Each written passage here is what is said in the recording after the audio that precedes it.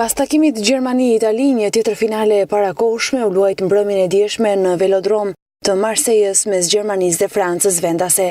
Ishin gjelat e Francës ata që mposhtën 2-0 pancerat e Joachim Levit. Marseja, një gala e pathyeshme për francezët të cilët me fitoren e dieshme ditën të triumfojnë për herë të nëntë. Gjermanët në takimin me Francën vuajtën mungesat e 3 titullarëve si Ketira, Hulmes dhe Gomez, ndërkohë që francezët e Deschamps me kualitete si Griezmann, Giroud, Pogba dhe më së shumti me një Lloris në ditët e tij më të mira, bën që të thyej tabuja e vitit të hershëm 1956. Me fitoren e francezëve u përcaktua dhe kundërshtari i radhës, teksa më parë Portugalia e Ronaldos mposhti Walesin 2-0. Takimi mes Gjermanisë dhe Francës është ndjekur me kërshëri dhe nga gjirokastritët, të cilët kanë shprehur emocionet e kësaj ndeshjeje. Unë jam tifoz italian, po më vjen mirë që ato të dia dolën në finale, sepse nëpërmjet këtij europiani doli dhe e përsia e ekipit ton, sepse janë di ekipe e Francës në miqësore kemi rahur dhe kemi barazuar, kurse Portugalinë e kemi rahur në Portugali. Kështu që më duket sikur me këtë finale, më duket sikur shoh edhe Shqipërinë në finale me këtë që ka ndodhur. Jam i bindur që kampionatin evropian do ta fitojë Franca.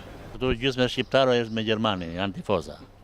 Tani arbitri atje nuk kuptuam pse dha dhe me vonesë atë penalltin, kupton? Se nuk mbas e kapi me dorë ai, po ai nuk dha që këtu që në moment. Pastaj ai që italiani mori hakën edhe që rau Gjermani rau Italinë dhe mori hakën e italianit. Ajo nuk i pej penallti, me thënë drejtën. Kupton? Megjithatë i prishi lezetin lojës, i prishi lezetin finales, ajo Gjermania ka 2 herë që ka dalë në finale, edhe me Italinë që tamam si një finale e vërtet, edhe me Francën që si finale. Megjithatë, fati ndëshkoi, ç'do t'i bësh tani.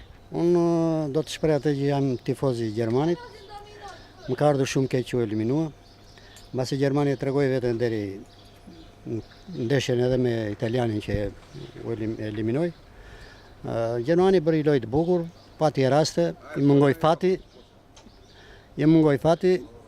Franca shfryzoi atë penalltin që u dha me vonesë në arbitri, po nuk mund të themi se me topi u prek me dorë.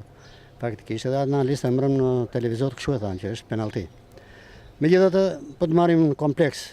Gjermania tregoi veten që është gjerman dhe me lojë dhe me raste që krijoi, të gjithë tifozët e tij i kënaqin, kuptimin e fjalës, pavarësisht edhe të 4-5 mungesave të kryesore që i pati që ishin të vrarë futbollistat e Gjermanisë. Gjermania pavarësisht se u largua me kokë lart. Nuk mungonin mes të shumtëve dhe ata që besonin se Franca do të ishte finalistja e dytë, duke pritur të dielën në Paris Portugalinë e Ronaldos. Franca sot do ta bëjë veten skuadër elit të futbollit jo evropian, po dhe botëror. Franca sot nuk ka rëndësi kush fiton.